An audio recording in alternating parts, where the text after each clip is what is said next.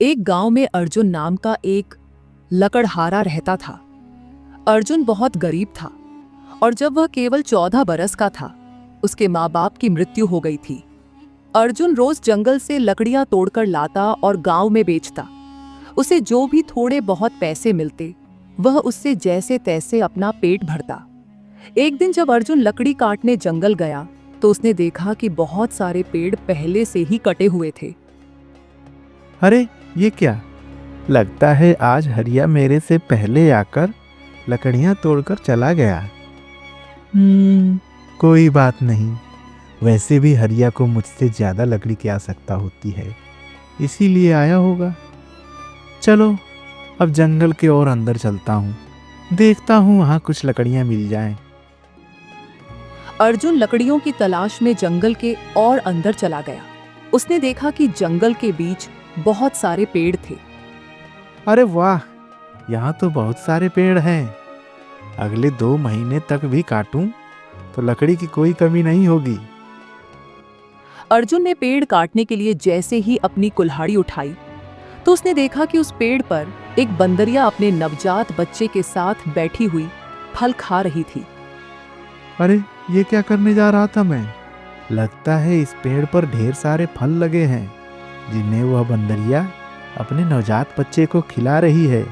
एक काम करता हूँ, मैं कोई ऐसा पेड़ काटता हूँ जिस पर किसी चिड़िया या जानवर का घर ना हो। अर्जुन और आगे बढ़ गया। उसने अपनी जरूरत के अनुसार लकड़ियां काटी और उन्हें बेचने के लिए अपने गांव की ओर चला गया। ऐसा कई दिनों तक चलता रहा। अर्जुन रोज जंगल में आता और उस बंदरिया और उसके नवजात शिशु को देखकर बहुत खुश होता। कभी कभी इनके लिए घर से रोटियां भी लेकर आता। फिर एक दिन उसने देखा कि हरिया उसी पेड़ को काट रहा था जिस पर नवजात बंदर और बंदरिया बैठे हुए थे। अरे हरिया, तुम क्या कर रहे हो? ऊपर तो देखो, इस पेड़ के ऊपर बंदरिया और उसका बच्चा है। इस पेड़ को मत काटो। तू क्यों बोल रहा है? अब क्या तू मुझे आदेश देगा? नहीं हरिया, कम से कम उस बंदरिया और उसके बच्चे के लिए तो मत काटो। ठीक है, ज्यादा ज्ञान मत दे, नहीं तो ये कुल्हाड़ी तेरे ऊपर ही चला दूंगा। अर्जुन यह सब सुनकर सहम गया। वह अब कुछ नहीं कर सकता था। फिर वह आगे की ओर बढ़ गया और वहां पर लकड़ियां काटने लगा। जब वह वापस आकर देखा, तो हरिया ने उस पेड़ को काट कर गिरा दिया था जिसके ऊपर बंदरिया और उसका नवजात बच्चा थे। वह नजदीक गया तो उसने देखा कि उस नवजात बच्चे की मां बंदरिया मर चुकी थी। फिर उसने देखा कि बंदरिया अपने बच्चे को बचाते बचाते मर चुकी थी। यह सब देखकर अर्जुन को बंदरिया और उसके बच्चे के लिए बहुत बुरा लग रहा था। अरे हरिया, ये तूने क्या कर दिया? ऐसा पाप क्यों कर दिया? इस बच्चे और बंदरिया ने तेरा क्या बिगाड़ा था? हे भगवान, तेरी लीला भी अपरंपार है। इस बंदरिया ने तो मरते मरते भी अपने बच्चे को बचा लिया। सच में माँ तो माँ होती है। लेकिन अब इस नवजात बच्चे का क्या होगा? हरिया कितना निर्दयी है। मैंने उसे पहले ही बताया था, इस पेड़ पर बंदरिया और उसका बच्चा है, लेकिन उसने मेरी बात नहीं मानी। खैर, अब इसे मैं अपने पास रखूंगा। फिर अर्जुन ने एक गड्ढा खोदकर बंदरिया को सम्मान पूर्वक वहीं दफना दिया और नवजात बंदर को अपने साथ घर ले आया। उस दिन से अर्जुन ने उस छोटे बंदर की पूरी जिम्मेदारी ले ली और उसकी देखभाल में कोई कसर नहीं छोड़ी। वह उसे अपने छोटे भाई की तरह प्यार करता और हमेशा अपने साथ रखता। इस तरह दिन पर दिन गुजरते गए। एक दिन अर्जुन जंगल में लकड़ी काटने के लिए निकला। जंगल में ही हरिया उसे मिल गया और बोला, अर्जुन, मैंने सुना है तू बंदर पाल रहा है। अरे तेरे खुद के पेट भरते नहीं, उस बंदर को क्या खिलाएगा? हवा। हरिया, ये वही बंदर है जिसकी माँ की तूने हत्या की थी। तुम उसकी माँ के हत्यारे हो। मैंने तुमसे कहा था कि ऐसा मत करो, लेकिन तुमने मेरी एक नहीं सुनी। अब इंसानियत के नाते मैं उसका देखभाल कर रहा हूँ। अगर मैं उसे अपने साथ नहीं लाता तो वो मासूम वहां पर भूखे प्यासे मर जाता। मैं इसके लिए जो कर सकता हूँ कर रहा हूँ। ये मेरी जिम्मेदारी है। अरे हाँ हाँ, तू तो बड़ा दयावान है। सारी दुनिया की अच्छाई बस तुझ में समाई हुई है। हरिया, मैं तुमसे विनती करता हूँ, जब भी तुम कोई पेड़ काटो तो पहले देख लिया करो कि वह किसी जानवर या पंछी का घर तो नहीं। बिना सोचे समझे पेड़ मत काटा करो। ए अर्जुन, मुझे मत सिखा। जब तू लकड़ी काटना भी नहीं जानता था तब से मैं जंगल में लकड़ी काट रहा हूं। और वैसे भी तू मुझे सिखाने वाला कौन है? रुक, तुझे अभी सबक सिखाता हूं। यह कहते ही हरिया ने अर्जुन की बेरहमी से पिटाई कर दी। फिर गुस्से में उसे चेतावनी देते हुए बोला, आइंदा इस गांव की ओर दिखना मत कभी। बड़ा आया मुझे ज्ञान देने के लिए। चले जा यहां से। चलो जग्गू, अब हमें इस गांव में नहीं रहना चाहिए। यहाँ रहना हमारे लिए खतरे से खाली नहीं है। हरिया ने मुझे पीटकर साफ साफ चेतावनी दी है। अगर मैं इस गांव में फिर से दिखाई दिया तो वो मुझे जान से मार देगा। अपनी जान बचाने के लिए हमें ये गांव छोड़कर जाना ही होगा। चलो कहीं और चलते हैं, वहां हम अपनी नई दुनिया बसाएंगे। अर्जुन जग्गू बंदर को अपने कंधे पर बैठाकर अपने गांव से दूर एक अनजान गांव की ओर निकल पड़ा।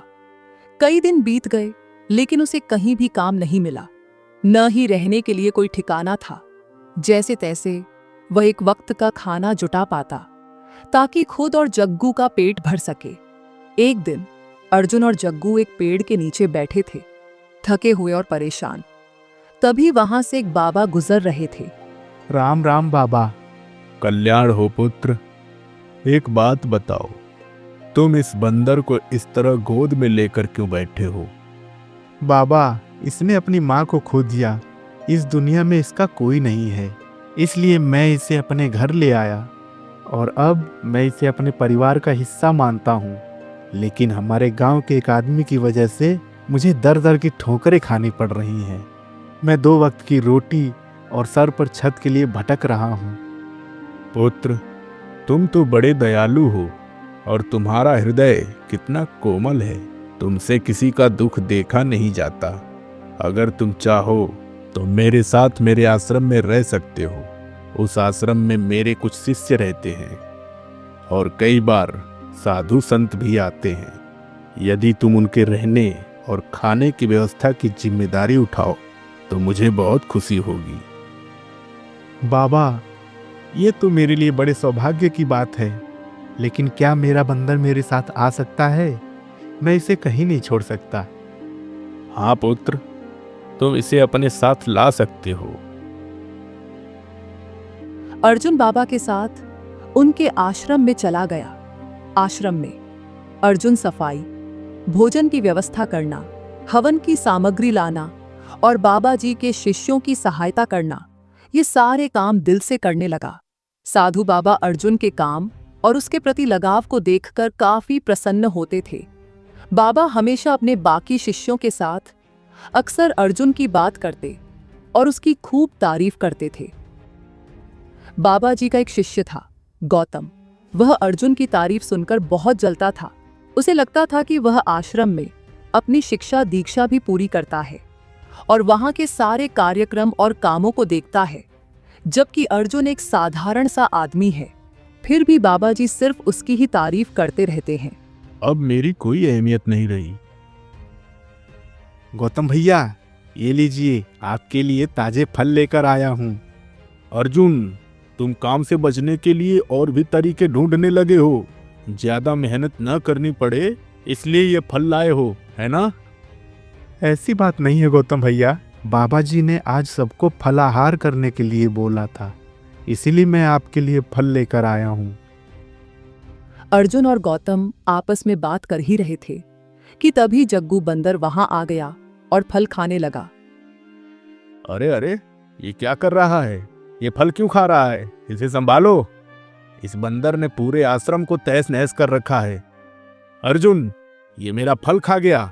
अभी के अभी इस बंदर को यहां से भगाओ, नहीं तो मैं बाबा से इसकी शिकायत कर दूंगा और फिर वो खुद इसे भगा देंगे। गौतम भैया, ऐसा मत करना। मैं आपके लिए और फल लेकर आता हूँ। इस बंदर का इस दुनिया में कोई नहीं है। ये सिर्फ एक जानवर नहीं, बल्कि मेरा एक भाई है। मैं इसे खुद से जुदा नहीं कर सकता। लेकिन गौतम नहीं माना। उसने जाकर बाबा जी से इसकी शिकायत कर दी, मगर इसके उलट बाबा जी ने गौतम को ही खरी खोटी सुना दी और फिर एक वृक्ष के नीचे ध्यान लगाने चले गए।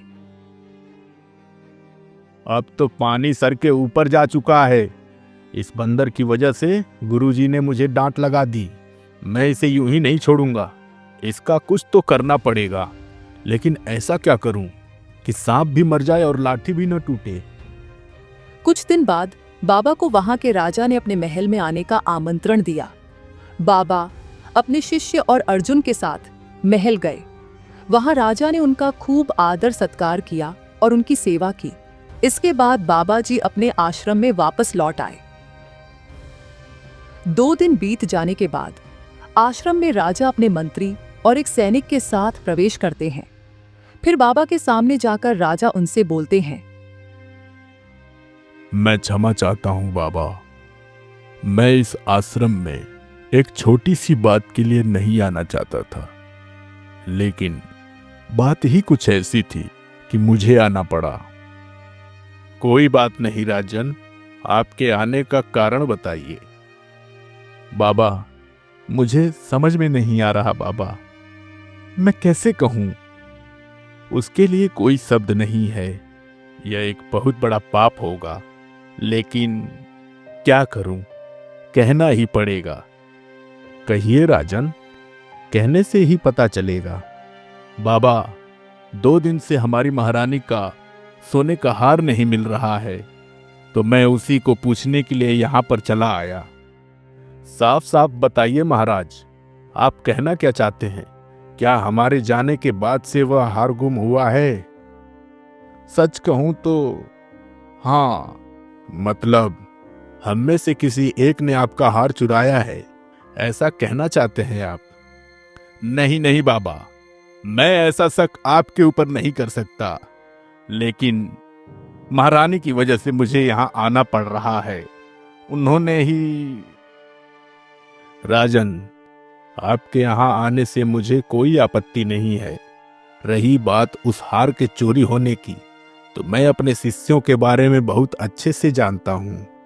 उनमें से कोई भी ऐसा नहीं हो सकता जो आपका हार चोरी कर ले।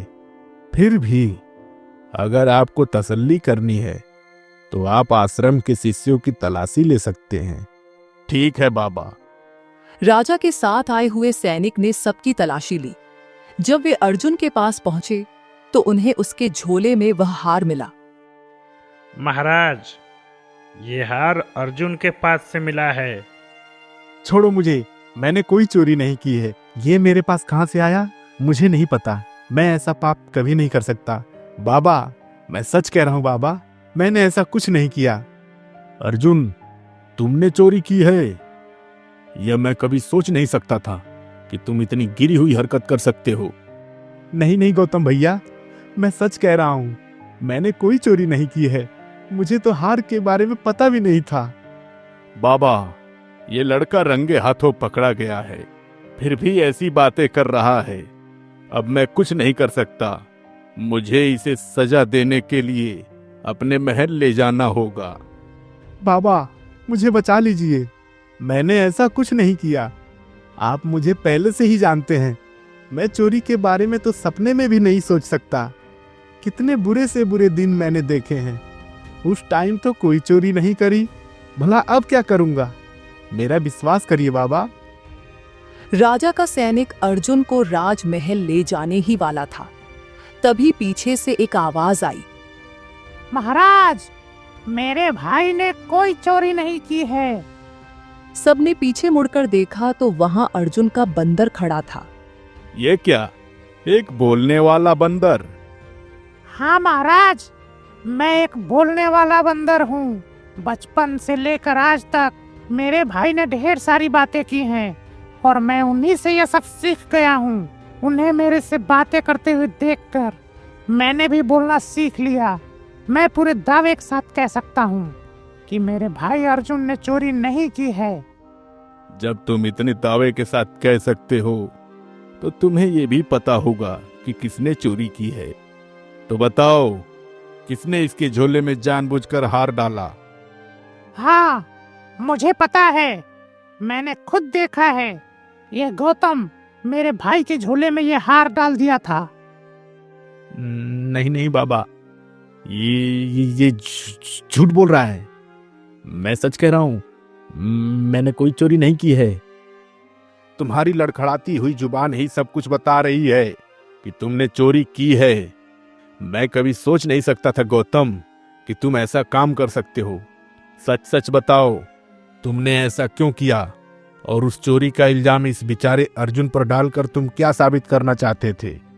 फिर गौतम ने अर्जुन के प्रति ईर्ष्या को लेकर सब कुछ सच सच बाबा के सामने बता दिया। महारानी के हार की चोरी के जुर्म में गौतम को पकड़ लिया गया। फिर राजा ने अर्जुन से कहा, अर्जुन, तुम्हारा ये बंदर बड़े काम का है। ये हमारे राज्य के बड़े काम कर सकता है और इस पर कोई शक भी नहीं कर सकता। मैं चाहता हूं कि तुम और तुम्हारा ये बंदर मेरे राज्य के लिए गुप्तचर बन जाओ और हमारे शत्रुओं की गतिविधियों पर नजर रखो। इस बंदर पर किसी को शक भी नहीं होगा। इस काम के लिए मैं तुम्हें बहुत अच्छा धन भी दूंगा। महाराज की बात अर्जुन को बहुत अच्छी लगी। महाराज की बात पर बाबा जी ने भी हामी भर दी। अर्जुन अब एक ऐसा गुप्तचर बन गया था जिसके साथ एक बोलने वाला बंदर था।